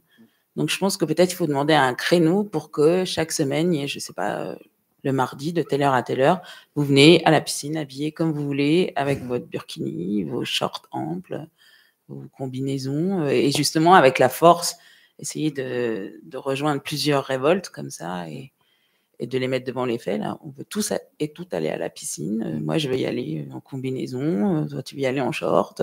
La dame, elle veut garder son burkini. La mémé, elle veut s'habiller comme en 1920. Et voilà, quoi. Je pense que la Fédération française de naturisme a obtenu des créneaux. Ah Oui. Oui, il y en a. Alors ça, c'est fou. On peut être nu, mais si on veut ne pas être nu... Je pense qu'à un moment, oui. Oui, mais du coup, pour rebondir un peu sur les tenues, je ne sais pas si ça c'est faisable, mais en tout cas, par exemple, quand on leur a demandé d'avoir des créneaux, par exemple, en non-mixité trans, c'était pas possible. En fait, on n'a pas le droit de discriminer des personnes et de proposer des créneaux sur la base de la race, de la classe, du sexe, alors qu'en soi, oui, non, mais c'est ça, mais en fait, intrinsèquement, en fait, le sport est un espace d'hommes, un espace masculin, parce que les hommes s'en sont emparés et que là, par la domination masculine, en fait, ce sont des espaces d'hommes. Mais ce sera jamais vendu comme de la non-mixité, puisque techniquement, c'est pas marqué noir sur blanc que ce sont seulement des espaces d'hommes. Pour en revenir par rapport à l'hygiène, on a des créneaux de bébés nageurs donc qui font leurs besoins dans la piscine. Parce que, certes, ils ont des couches, c'est obligatoire, mais c'est sûr qu'ils font leurs besoins. Donc, je pense que quelqu'un qui arrive avec un short, même s'il a porté depuis 24 heures, c'est moins pire qu'un bébé qui fait ses besoins dans la piscine.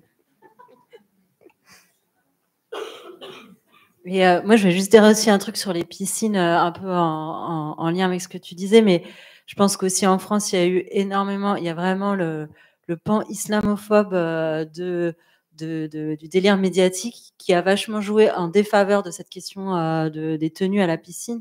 Je crois que c'était dans la mairie de Grenoble où il y avait c'était à Grenoble où il y avait un collectif de femmes qui s'étaient montées pour aller à la piscine en burkini ou d'ailleurs en topless. Enfin voilà, c'était un groupe comme ça qui revendiquait différentes tenues et des créneaux qui avaient un temps, j'espère que je ne dis pas de bêtises, étaient un peu appuyés par le maire de Grenoble, Éric Piolle, et ça a vraiment fait une espèce de ces paniques morales dont on a l'habitude, du wokisme, de l'islamo-gauchisme qui rentre dans nos piscines. Et il y a vraiment un truc complètement délirant à chaque fois qui se passe. Enfin, moi, sur d'autres sujets, il y a des gens qui m'en ont parlé, comme si on voulait diviser les genres. Enfin, cette question de la tenue des femmes musulmanes, elle crée un délire autour de tout ça. Et donc, je pense que ça aide pas du tout les revendications de tenue parce qu'on veut juste avoir accès au corps des femmes, en fait, qu'elles soient, voilà. Et donc, ça aide personne, toutes les personnes qui ont envie d'aller à la piscine. Il y a quand même beaucoup de gens, enfin, si on se souvient du collège, le nombre de filles notamment, mais tout le monde qui n'avait pas envie d'aller à la piscine, d'être habillé comme ça, d'être regardé, d'être dans les vestiaires. Enfin, voilà, c'est quand même un vrai sujet, les piscines. Mais encore une fois, on a un prisme idéologique aussi qui ne nous aide pas du tout.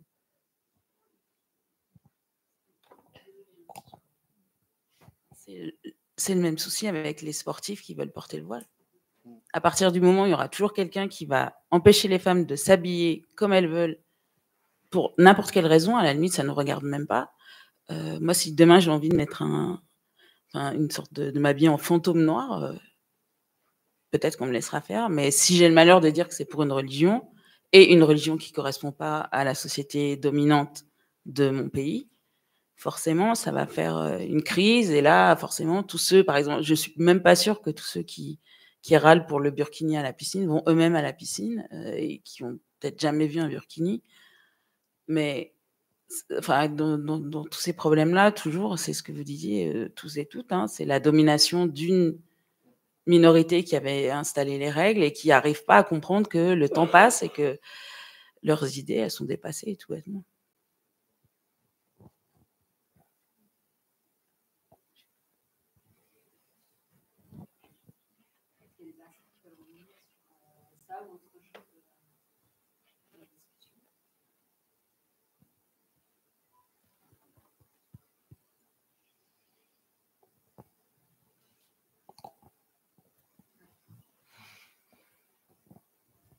N'hésitez pas, il nous reste une dizaine de minutes.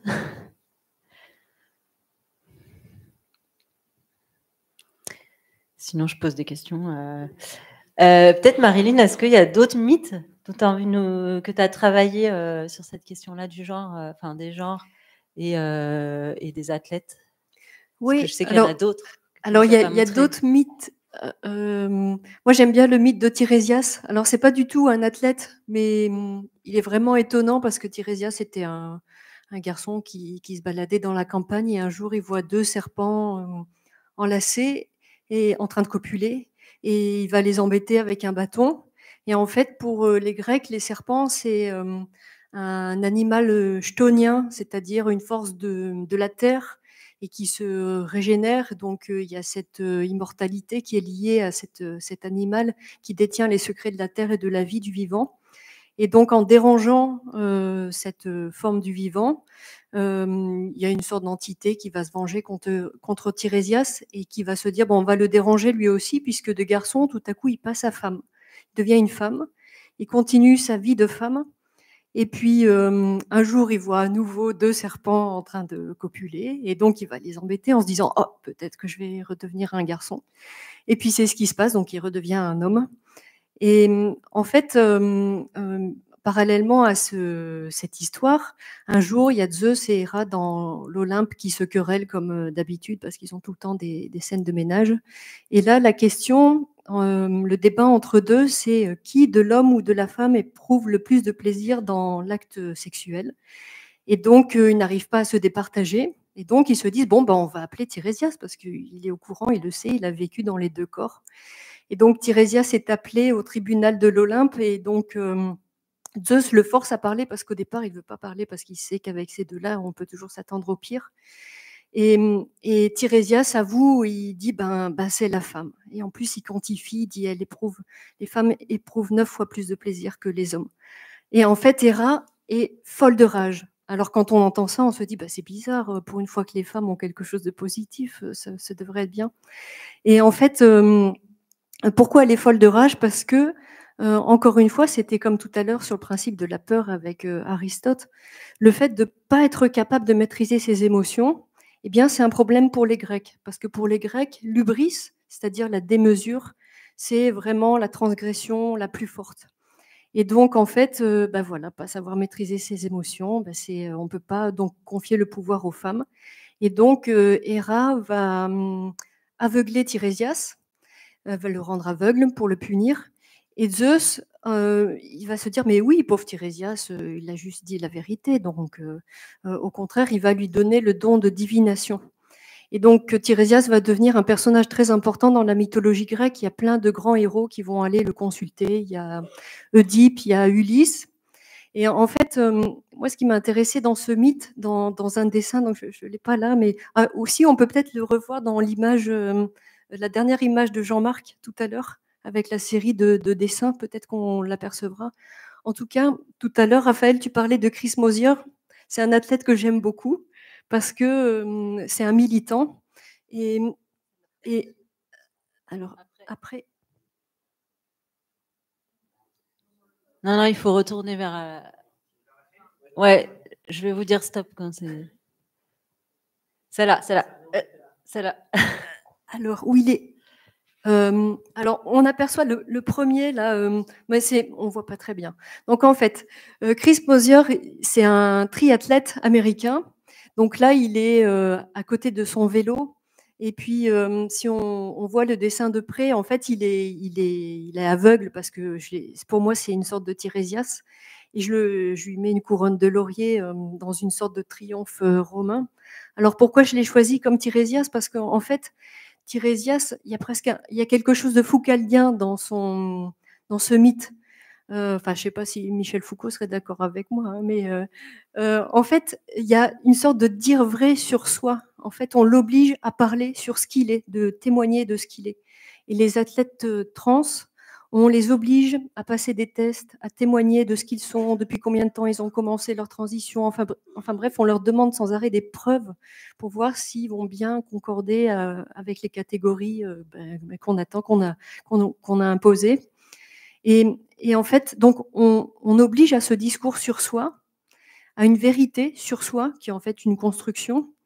Et en fait, pour moi, Chris Mosier, il est visionnaire parce qu'il propose une autre vérité sur lui-même et sur les personnes trans, sur les personnes hyperandrogènes, sur les personnes non-binaires qui font du sport. Donc voilà, il est porteur d'un discours qui nous questionnent, qui peut-être changeront l'avenir. Et c'est pour ça que j'ai fait ce lien entre Tirésias et Chris Mosier pour cette histoire de discours. Mais là, c'est un contre-discours et qui n'a pas pour but de se forcer à entrer dans une catégorie, mais au contraire de la créer par soi-même, cette catégorie. Merci. Est-ce qu'il y en a un d'entre vous, une d'entre vous qui veut réagir dans le panel ?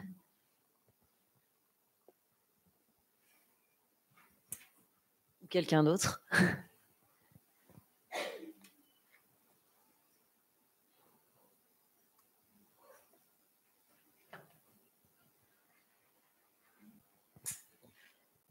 Sinon, on peut s'arrêter là. Parce que on va continuer aussi après en bas au café. On peut discuter de manière plus informelle. Voilà. Il y a un temps jusqu'à je ne sais pas quelle heure. Peut-être qu'il y a quelqu'un du FRAC qui a envie de... Pardon? Voilà. Donc, on vous propose un temps plus informel et un peu plus festif, en tout cas, jusqu'à 23h, ça reste ouvert. Donc, voilà, ouvert et ouverte aux discussions. Je voulais vous remercier toutes et tous d'être venus à cette rencontre et remercier très chaleureusement les personnes qui ont accepté de participer à cette table ronde aujourd'hui, de nous avoir parlé de tout ça. Je veux remercier aussi les personnes en technique, du coup, aux images, voilà, Eric là-haut, Mélanie et Laurent, c'est ça? Je ne me suis pas trompée de prénom, qui du coup a fait la captation vidéo qui permet aussi de pouvoir voir cette rencontre sur la chaîne YouTube de la Déferlante. Voilà. Donc, merci aussi pour la captation. Et remercier Nathalie, Fabienne et Mélanie aussi du FRAC qui ont quand même organisé tout ça. Voilà. Merci beaucoup à vous.